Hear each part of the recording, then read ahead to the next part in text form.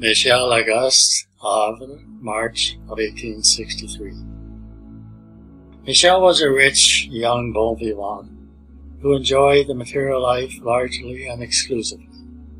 Although he was intelligent, indifference toward serious matters was his characteristic trait. Non-threatening, good rather than evil, he won the hearts of his companions in revelry because of his qualities as a man of the world. He did no evil, but he did no good either.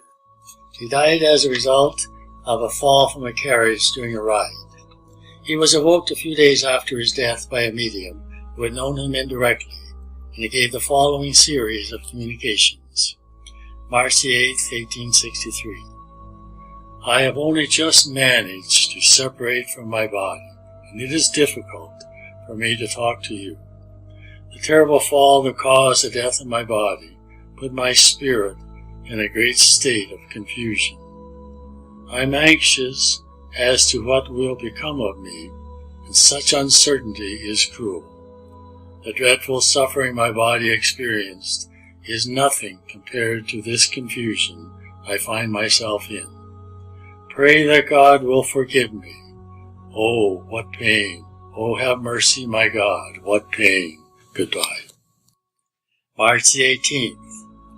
I already came to you once, but could only speak with difficulty.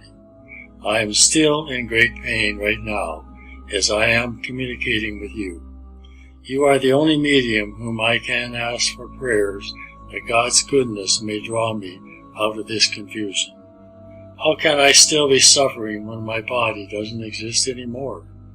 Why does this horrific pain, this terrible anguish continue? Pray, oh pray that God may grant me repose. Oh, such cruel uncertainty. I am still connected to my body. It is with difficulty that I see where I am supposed to be. My body is there, but why do I remain there? Come and pray over my body so that I can be rid of that cruel prison. God will forgive me, I hope. I can see the spirits around you, and it is with their help that I can talk to you. Pray for me. April the 6th. It's me again. I have come to ask you to pray for me.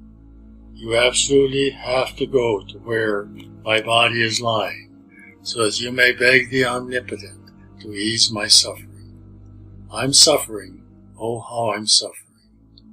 Go there. You've got to. Say a prayer to the Lord that He might forgive me. I see that I could be more at peace, but I keep returning to that place where they buried what used to be me. The medium had at first neglected the spiritual quest to go and pray over his grave. However, he went there later and received this communication. May 11th. I've been waiting for you. I've been waiting for you to come to where my spirit seems to be stuck to its shell, so that you might beg the merciful God that His goodness may ease my suffering. You can help me with your prayers. Don't stop, I beg you. I see how contrary my life was to what it should have been.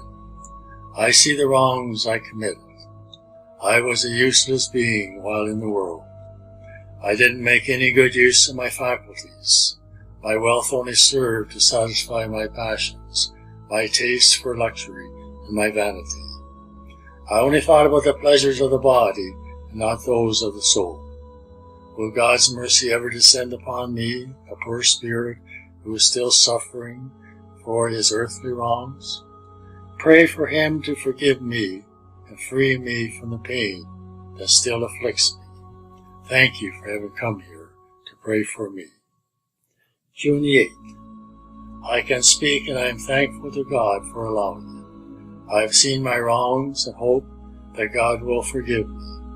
Shape your life always according to the belief that animates you, for it has reserved a future repose for you that I still don't have. Thank you for your prayers. Until another time. The Spirit's insistence that the medium pray over his grave is a remarkable particularity, but it is reasonable if we consider the tenacity of the ties that held him to his body, and how long and difficult it was for him to disengage himself due to his materialistic existence. We understand that when offered close to the body, prayer might exert a sort of powerful magnetic action in assisting with the separation. Mightn't the widespread custom of praying over dead bodies have come from an unconscious intuition to this effect? In such a case, the efficacy of prayer would achieve both a moral and physical result.